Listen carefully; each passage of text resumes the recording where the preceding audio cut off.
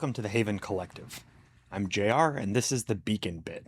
Today we're reflecting on Luke 10, verses 38 through 42. We have a way of thinking about spiritual experiences, like the big ones, the luminous ones, the one that change everything, as things that happen to certain kinds of people, saints, mystics, people who have spent decades in contemplative practice, people who are, wired for it. The rest of us get ordinary days, and if we're lucky, the occasional moment of quiet that we immediately fill with a podcast or a reel or something like that. Well, way back in 1522, Ignatius of Loyola, who was a soldier, a schemer, a recovering egoist, sat down by a river called the Cardoner. He wasn't doing anything special, he was just resting. And something happened to him that he spent the rest of his life trying to describe.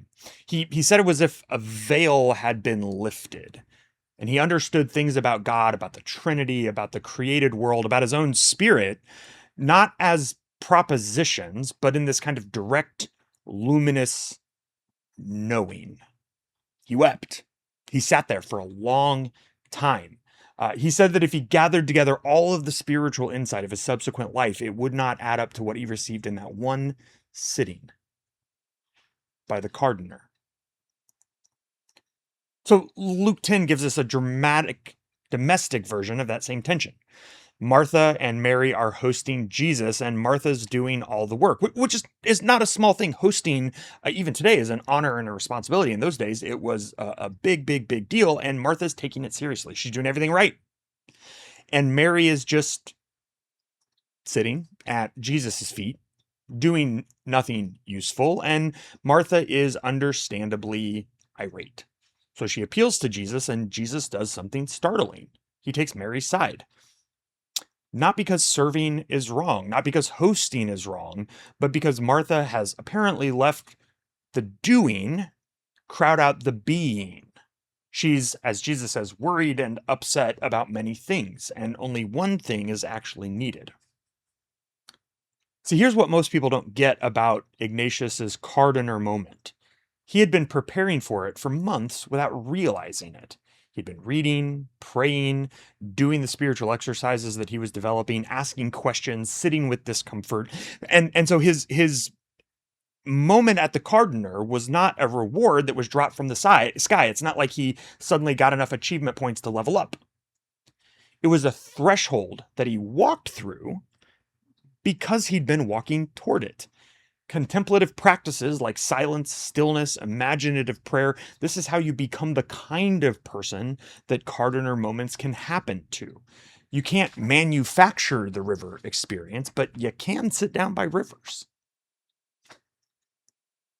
If I'm being honest, the reason I don't like contemplative practices is because they feel unproductive. I sit down and my mind immediately jumps to a grocery list, or I feel guilty about the grocery list. I wonder if I'm doing it wrong. I check my phone. I think about that conversation I've been putting off. And this is not failure, though. This is the beginning. The Desert Fathers call this the monkey mind, and they consider it the starting point, not a disqualification. See, Jesus tells Martha that Mary has chosen the better thing and that it won't be taken from her. That's a promise about permanence. Whatever Mary has received in those moments at Jesus' feet, it stays. It becomes part of her. The Cardoner became a part of Ignatius in a way that nothing before or after matched. Contemplation is not an experience that you have and then lose. It's a way of seeing that slowly becomes just how you see. And once you start to see that way, once you've had even a glimpse of what's actually in the room when you're still enough to look, you stop thinking of it as unproductive. So that's this week's practice. Sit somewhere for 10 minutes with no agenda, no prayer list, no podcast, no Bible reading plan. Just you and the air and whatever shows up. And when your mind wanders, which it will, notice where it goes. And then, just gently bring it back. That's the whole practice. Do it badly. Do it distractedly. Do it again the next day. Because you're not trying to get to the Cardoner. You're just trying to sit down by rivers and let God handle the rest.